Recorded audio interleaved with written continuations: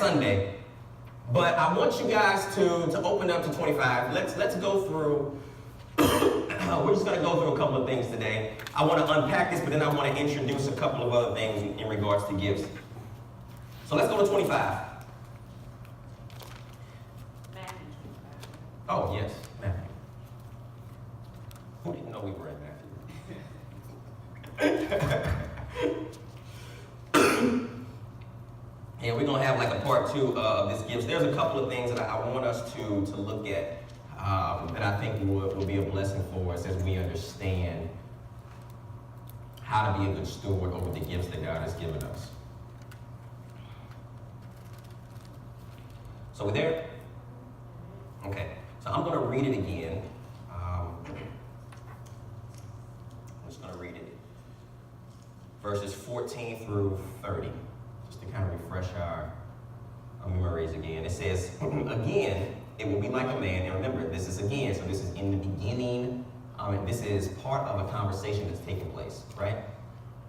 So it's part of a conversation that's taking place. This is the second parable in which God is giving pretty much an applicational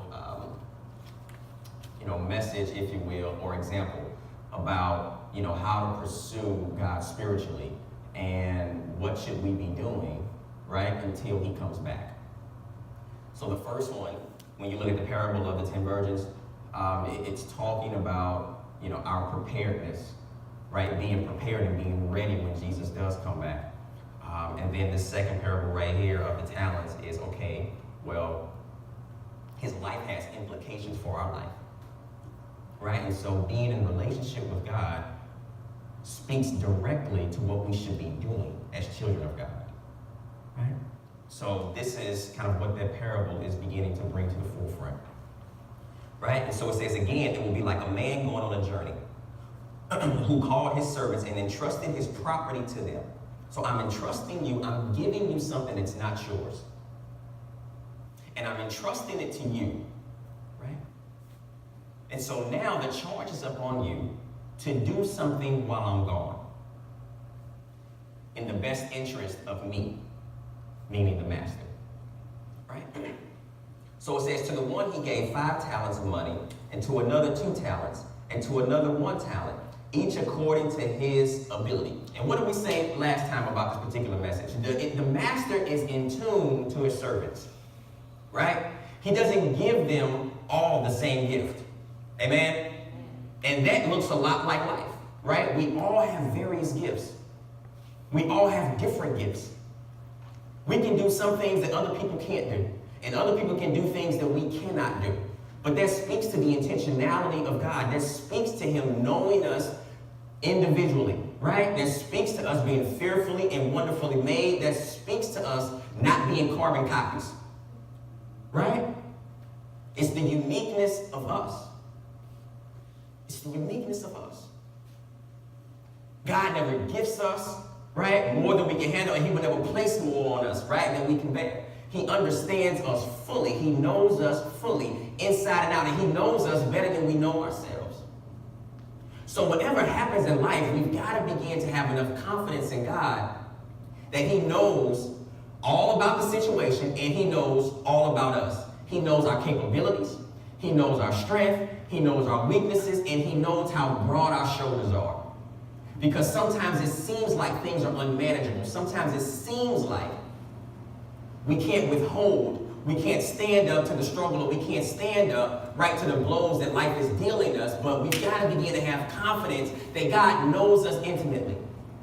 That God knows everything about us. And that's an emotional part of life, because life hurts sometimes. And we do struggle through life sometimes. But we've got to begin to put confidence in him that he knows us.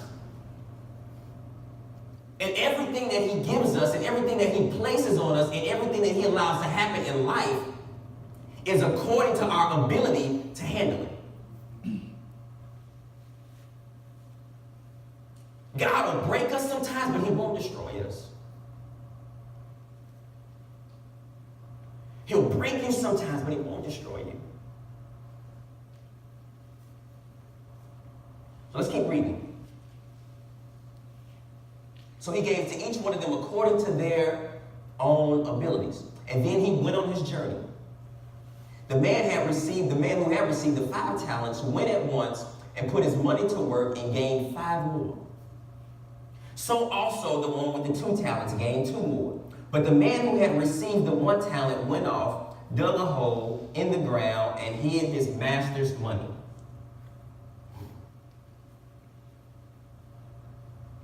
It's important for us to look at what's taking place in this parable.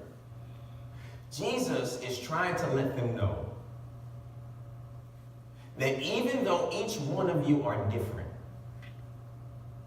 there should be something that each one of you should be doing that's similar.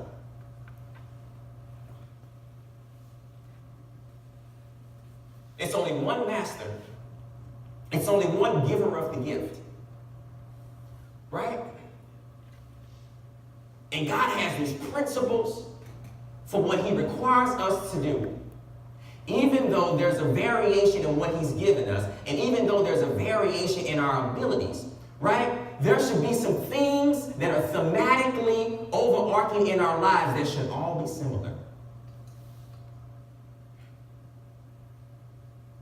For instance, if you've got parents, there are certain rules that parents would have govern their house. Even if they have multiple children, right? You've got one person in authority. If you've got 2 people in authority, you've got this unit, I should say, that's in authority from the parent perspective. And they are giving the rules, they're giving the principles, they're laying down the law. And when you go out that house, hey, although you're going over there, and although you're going over here, and although you may be the brother, and although you may be a sister, and although you may be a preteen, and although you may be a young adult, right? You know what I taught you. You know right from wrong. You know what's right and you know what's wrong. You know what's acceptable, you know what's not acceptable. You know what I stand for, and you know what we don't do. Regardless of what you go and do, there should be some things, there should be some commonality about how you was raised. Right? And so that's how it goes for us as being a body of Christ. That's how it goes for us being ambassadors of Christ. Our lives should be lived according to our uniqueness, but thematically, when you begin to look at the overarching themes of our lives, there should be similarity between my life and your life. There should be similarity in how I love people. And the way I love people should be how you love people. What did Jesus say to his disciples in John 13? He said, the world will know us by your love for one another. There are certain things that I expect to be uniform. That's what God is saying. Yes, you're going to go into your particular field in life. Yes, you're going to go into your particular field in life. Yes, your personal circle is going to look different than your sister in Christ's personal circle. But guess what? The way you interact in that circle should be the same. Everything that you do should be speaking to me.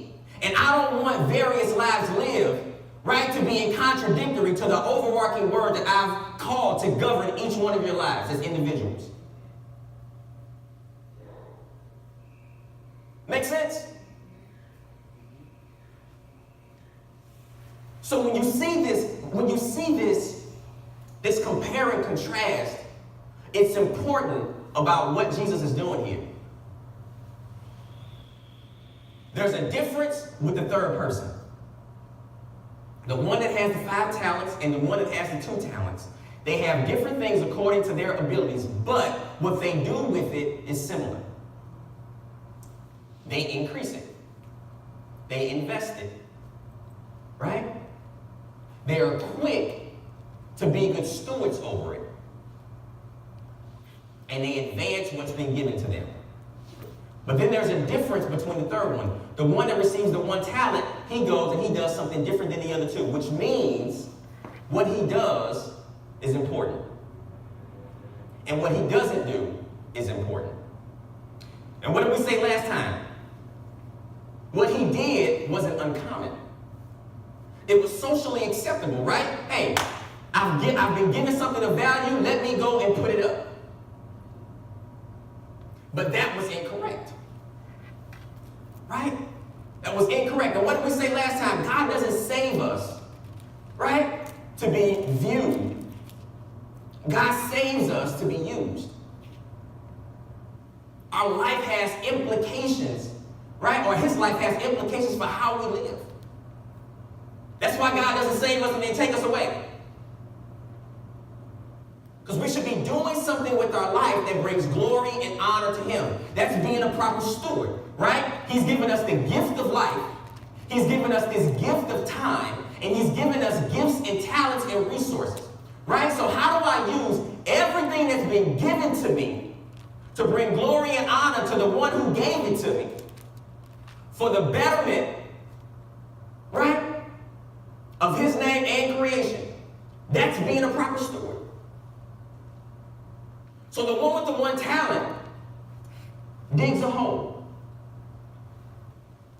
Now what do you see? You see him using his gift differently than the other two, right? Now let's finish reading. He uses his gift differently than the other two. And this is one of the things that we didn't get a chance to look at. Well, everything that I'm bringing up now we didn't get a chance to talk about. So I'm just trying to unpack this a little bit more for us. It says, the man who had received the one talent, right, he went off, dug a hole in the ground, and hid his master's money. After a long time, the master of those servants returned and settled accounts with them. We have got to understand that Jesus is coming back. And when he comes back, he is going to be concerned about what we did with what he gave us. What did you do with your gift of life? What did you do with all of that time I gave you? We are going to have to give an account for our lives and how we used our life. And how we used the gifts and the talents and the resources that he gave us. So essentially, God is coming back and he's saying, were you a good steward? Was there a responsible management over all my resources that have value to bring glory and honor to my name because I'm the owner of them and for the betterment of creation? Did you take care of everything that's mine? And you either say yes or you either say no. But here goes to, watch this. But look at this. It says the man, so when the master comes back, verse 20, it says the man who had received the 5 talents brought the other 5. Master, he said, you entrusted me with 5 talents. I knew that you've entrusted me with things that have value. You placed trust in me, and you know what? I consider that to be an honor. I didn't have to receive anything, but you gave me your assets when I didn't have any. You gave me your assets. You gave me something of value. And you know what? As a response to me getting something of value, guess what I went and did? I went and increased it for you. I went and did the work. I was a proper steward over these things that you entrusted me with while you were gone. What you gave me had implications for my life. So the one who had received the 5 talents, right? Master, he said, you entrusted me with the 5. See, I have gained 5 more. His master replied, what? Well done, good and faithful servant. I am pleased with your stewardship of what I've given you. That's all I ask. Well done. He says, pleased. I'm pleased. Oh, well done, good and faithful servant. He's pleased with what he's done. He said, you've been faithful with a few things, and I will put you in charge of many things. You've been faithful over everything that I've given you. Therefore, you get more. Did you know that labor without reward is not a gospel message?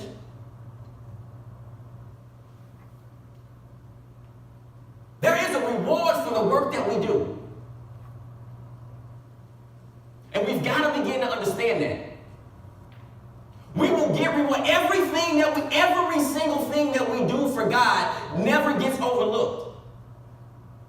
Every single thing that we do for God, regardless of how big it is or how small we may think it is, we get rewarded for that. God determines how we get rewarded. But the fact of the matter is, we get rewarded. And that's something to celebrate. That our labor is not in vain. Reward or no reward for labor is not a gospel message. We get rewarded for our labor.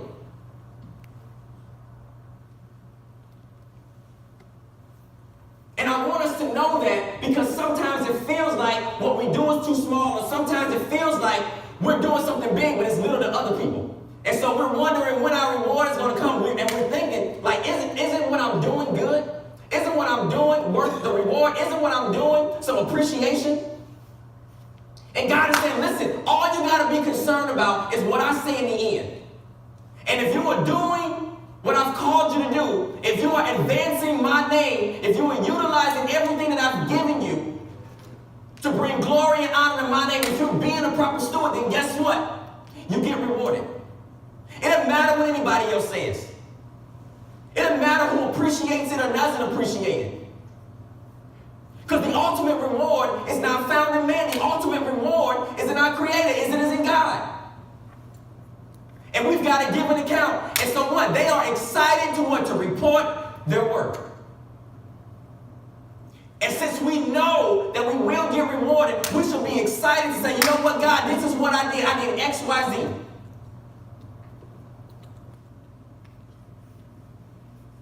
So what does he do? You have the 5, which seems like he has the most, right? But then the other one comes. After he tells him that I will put you in charge of many things. Come and share your master's happiness. I'm giving you everything that's mine now. Come share in my happiness. Then the man with the 2 talents also came. Everything is exactly the same. Master, he said, you entrusted me with 2 talents. See, I have gained 2 more. Right?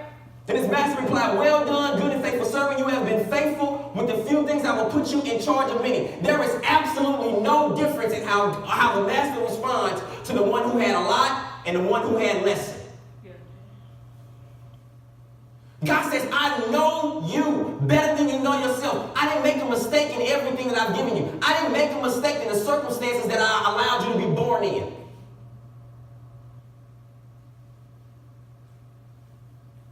So I didn't make a mistake in that.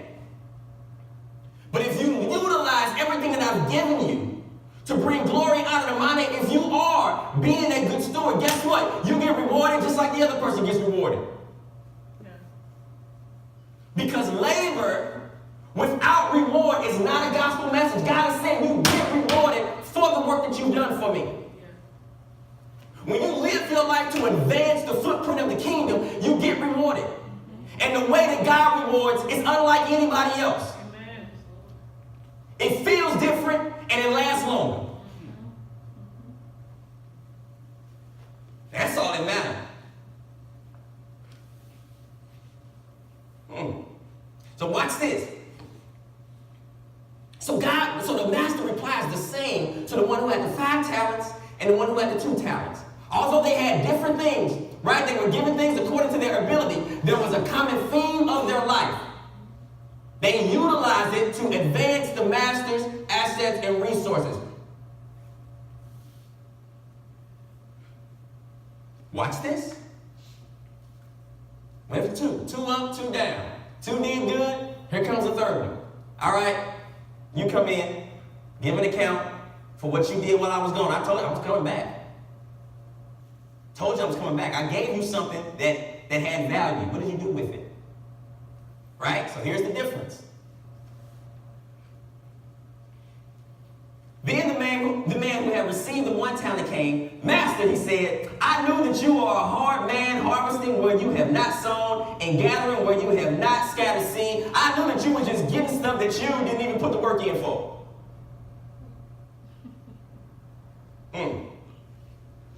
Everything I have is yours, but I feel a certain type of way about you.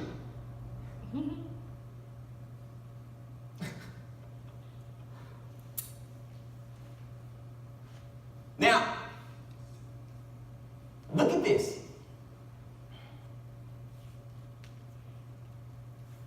The first 2 servants' lives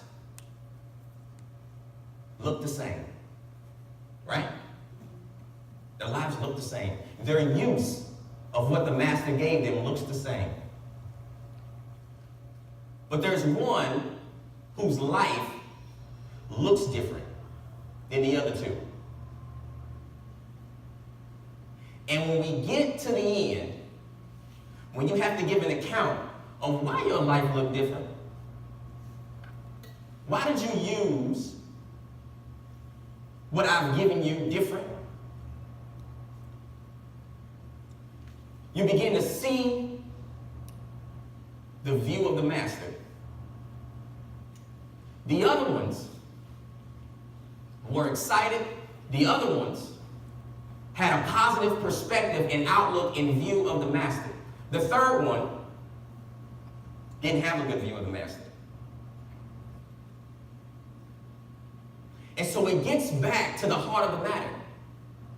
What we do in life and how we utilize what God has given us speaks to how we view God.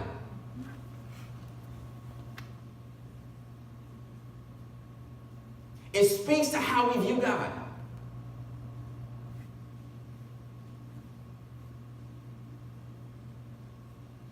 He's the only one that justifies why he did something different. And that's what we try to do all day, every day. We'll justify everything. Everything. We got a reason for why we don't do what we should do and why we're doing what we shouldn't be doing. And you know what? At the end of the day, when whose opinion really matters, which is God's, and we got to give an account, all our sweet talking, being able to be good with words, being able to have a good justification, being able to invoke a lot of emotion into why we did what we did and why we didn't do what we should have did, ain't gonna faze God at all. And we live in a world now where all you have to do is put enough emotion around what you want to do, and it is justified. Everything goes. Everything. All you gotta do is be emotional about it.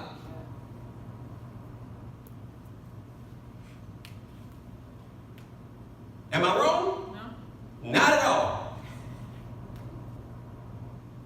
Everything goes. And God is saying, you know what? I don't care how common it is. If I have not considered it to be right, and if it don't bring glory out of my name, guess what? You're going to give an account. I don't care how many, I don't care what your mama did, I don't care what your daddy did, I don't care what they didn't do. I'm looking at you in your life at the end of the day. They can't save you. They can't speak up for you. The one with the 5 talents and the one with the 2 talents, they silent. Each one of nobody else is talking while they're giving an account. And there's no focus on the other while God or while the master is talking to one. Because you know what? Even though we live collectively and we do life together, we all gonna give an account by ourselves. And we live our lives by comparison. We live our lives making justification by looking at what other people do.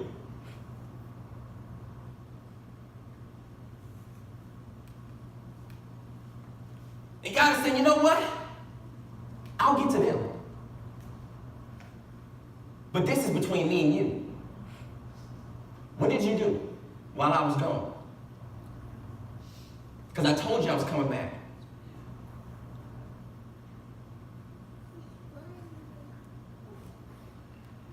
But we see the difference. It's like, oh, okay.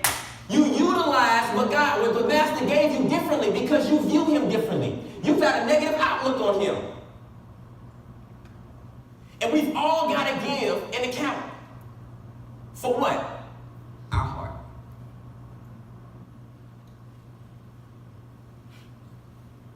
That's why it's good for us to do honest self-assessments of ourselves.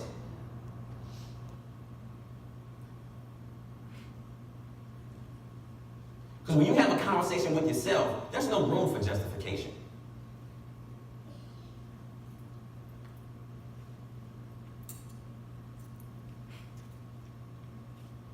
Because everybody else is out the picture. Honest self-assessments mean you ain't looking at and you ain't focusing on nobody else but you. And you want to compare that to a standard that God has placed. The only thing that we are doing in a self-assessment is looking at what God requires of us and the reality of our lives, what we're doing. God, am I living up according to what pleases you? We've got this word open, understanding his principles, understanding his standard, understanding what his will is, and then comparing it to our lives. And what we should constantly be doing, because we are never going to be perfect on this side of glory, we should always be finding things that are wrong with us. If you're not, then you are deceiving yourself, and that's where that justification is coming in. And you're giving yourself a pass because you're comparing yourself and saying that you're better than somebody else. Well, at least I ain't doing this. Or it could be worse.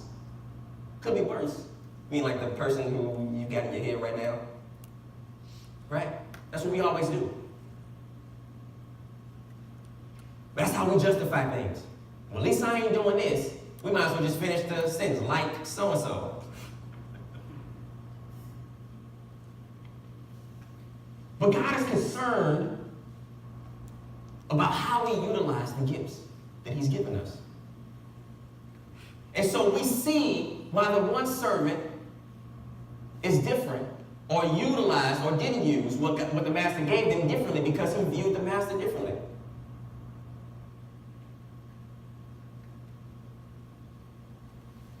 So we've got to have a heart for bringing glory and honor to God's name. We've got to have a heart for God.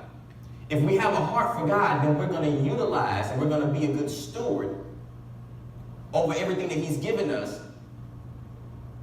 And it will be right according to God. It will be looked upon as the right way to handle what's been given to us according to him when we have a heart for him. God is saying, do you care about advancing what's mine? Do you care about advancing the kingdom of God? Do you care about advancing my name? And if you don't have a heart for God, then you will not care about advancing what's his.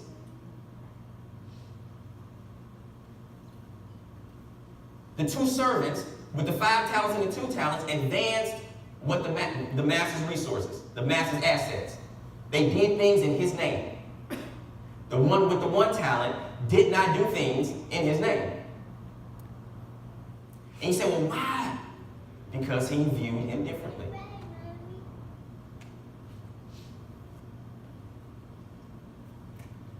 Do I care about what God cares about? We've got to always ask ourselves that. Do I care about what God cares about?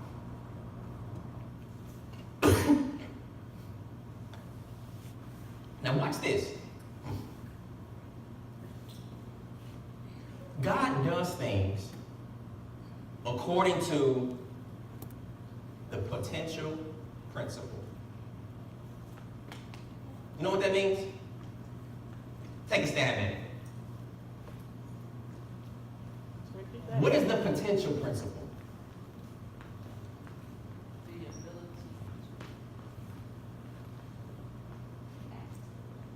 Yeah. The ability to,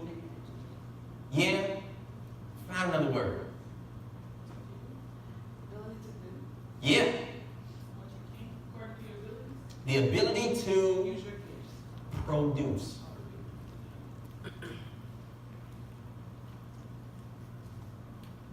Everything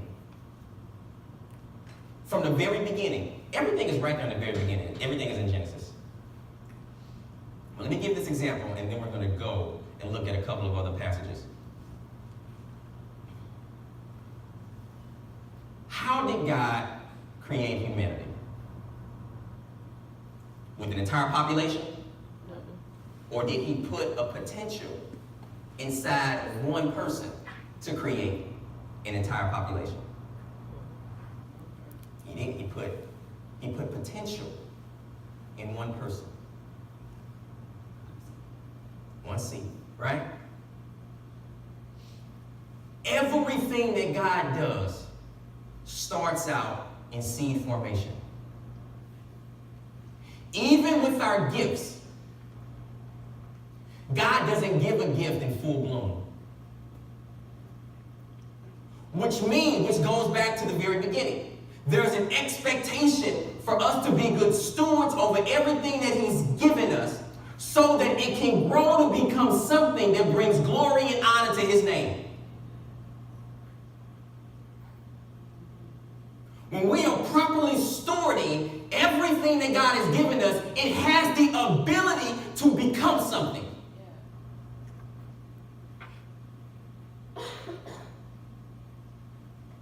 Watch this. Let's look at, somebody go to Zechariah 4:4. That's toward the end of the Old Testament. And then somebody else, go to 1 Timothy. Let me see, I'll go to it because I don't know which one I want to look at. I'll go to Timothy. But I want you guys to put a note into this. I want you to look at it. Zechariah 4:4. 4:4.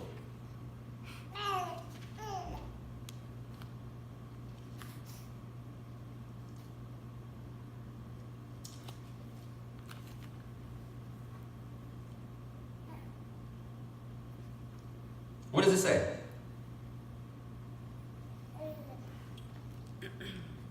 Then I asked the angel, "What are these, my Lord? What do they mean?"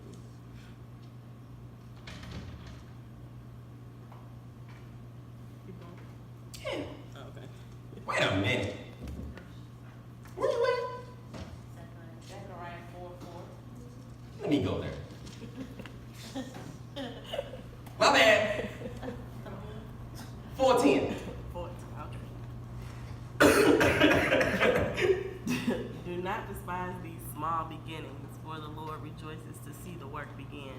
Do not despise the day of small beginnings, because the Lord rejoices to see the work begin. God says, you know what? The way I create is the potential principle. If you do not like small things, then you are despising how God creates. God says, I don't give anything in full bloom.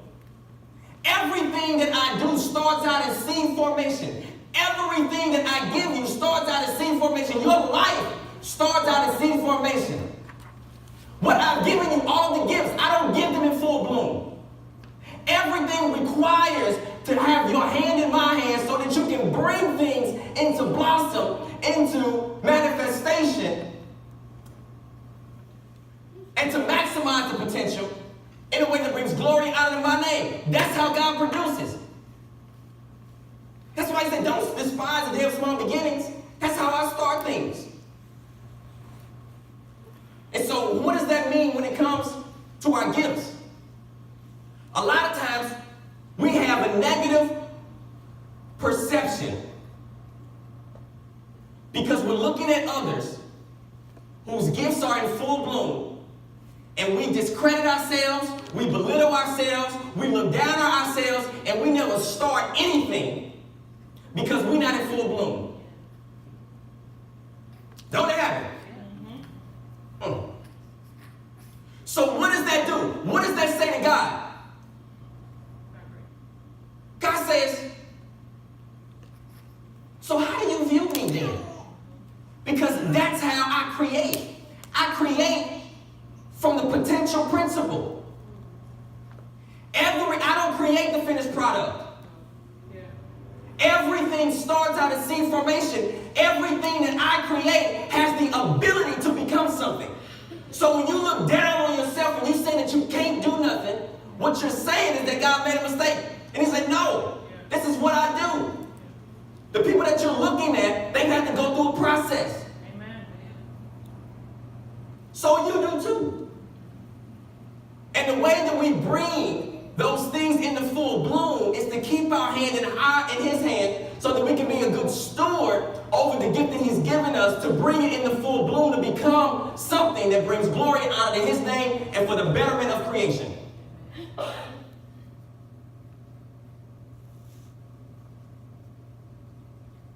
That makes sense?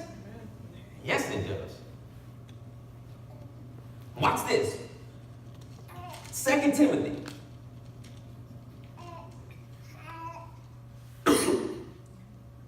Paul writes to Timothy, he says this. 2 Timothy chapter 1, verse 6, he says, "For this reason I remind you to fan into flame the gift of God." You've got to do things to bring it into full bloom, because God does not give gifts in full bloom.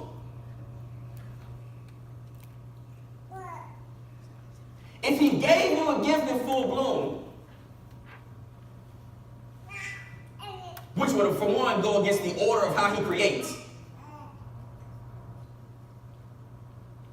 then we wouldn't be able to discover him in a way that enhances our relationship with him, because there will be no process.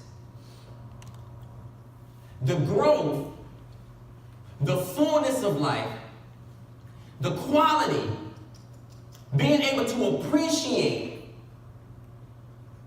the final product takes place. All of that takes place in the process, in the journey to become what we have the potential to become.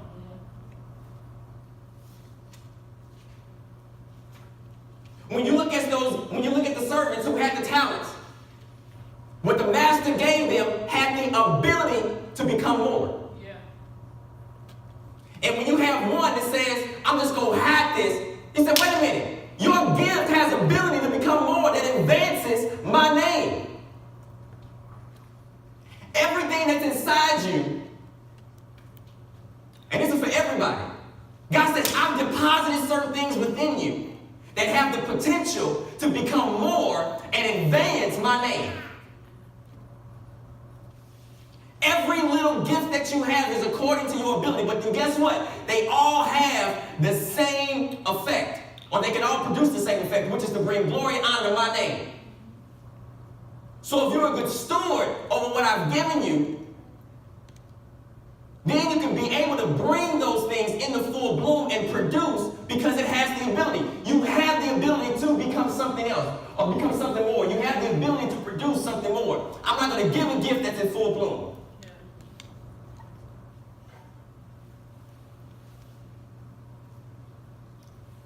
And he says, "Well, you've been faithful over a few things, I will make you rule of many." You see, in various contexts, God honors his process of creation.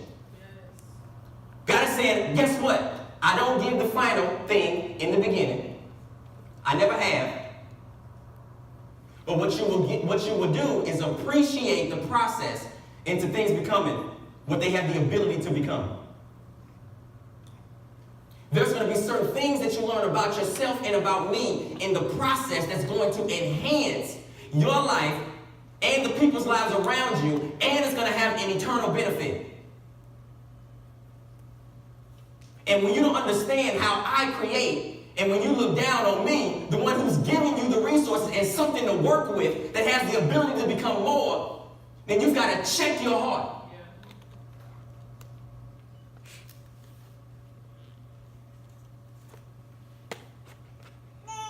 God says, how dare you think that your life can produce something? God does not create life without the ability for it to produce something. Yeah.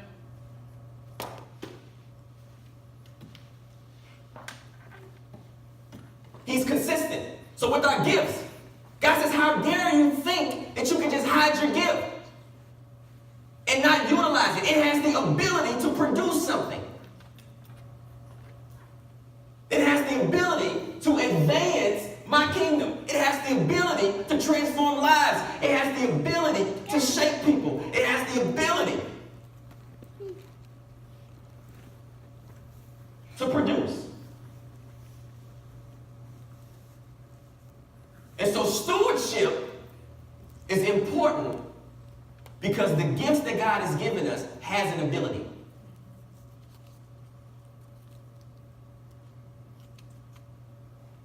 Everything that we have is a gift from God, and it has the ability to produce something.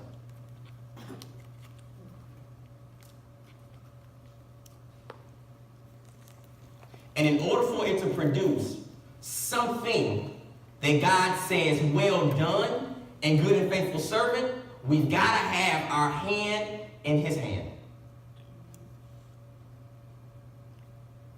Because the end product won't be looked upon favorably by God if it's done without our hand in his hand.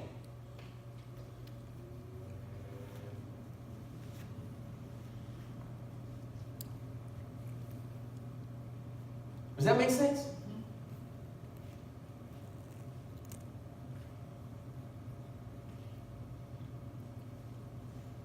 You see, you've got to fan into flame the gift of God. You've got to be active. You've got to do things to bring those things into full bloom.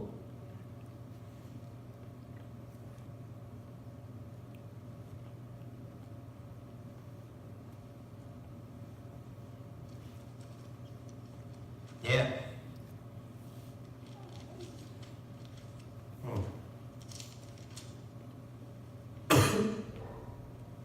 And then I like the way 1 Timothy ends. 1 Timothy chapter 6, verse 20, Paul writes this to Timothy. He says, guard what has been entrusted to you or to your care. Guard what has been entrusted to your care. Essentially, be a good steward of what's been entrusted to you. And how did that parable with Jesus start off with? With the master in Matthew 25, verse 14. How does verse 14 start off? The master entrusted his assets, his resources. And how do the first two servants respond? Thankfulness and gratitude. And they were eager to do things to promote the master.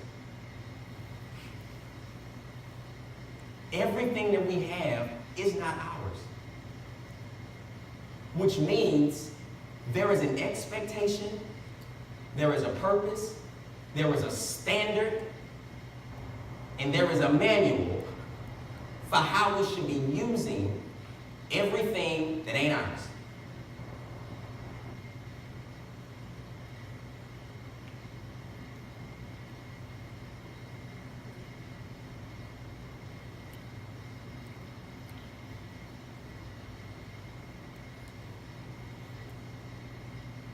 Every single thing that we have, we do not own.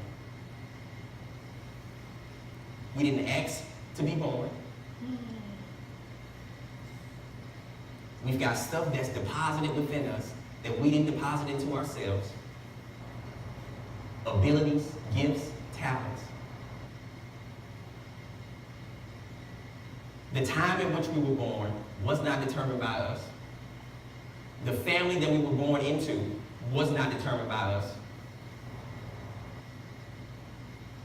Things that we have acquired in life, yes, we worked for them, but they're not ours.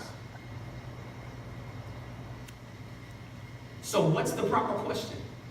What should I do with all of these things that I manage but do not own?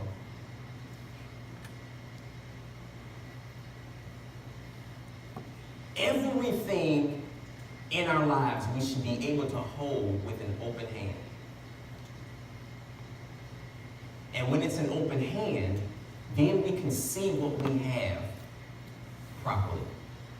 When we understand that we don't own anything and that everything is God's, but there's an expectation for us to be a responsible manager of it, then that's when we have everything in life properly. When we close our hand and we think that we own stuff that ain't ours, we can't see it properly, and all we can see is ourselves. Hold something in your hand and then cover it up. What do you see? You. You, which keeps you the center of your own world. And you can't see what you got properly. You can't let it grow. properly because you're smothering it. So it cannot bloom into what it has the potential and the ability to do because you went away. And that's how things work. But when we hold things in an open hand, with an open hand, then our lives are positioned in a way to where we understand the fact that it's not ours. So let me keep my hand in God's hand so that I understand what I have and how I should be using what I have. So that it becomes what it has the ability to become. Our gifts have an ability. Our gifts have purpose. And if we do what we want to with it, then we are robbing ourselves from God saying, well done, good and faithful servant. Amen? Amen, amen. Let's give that word a hand.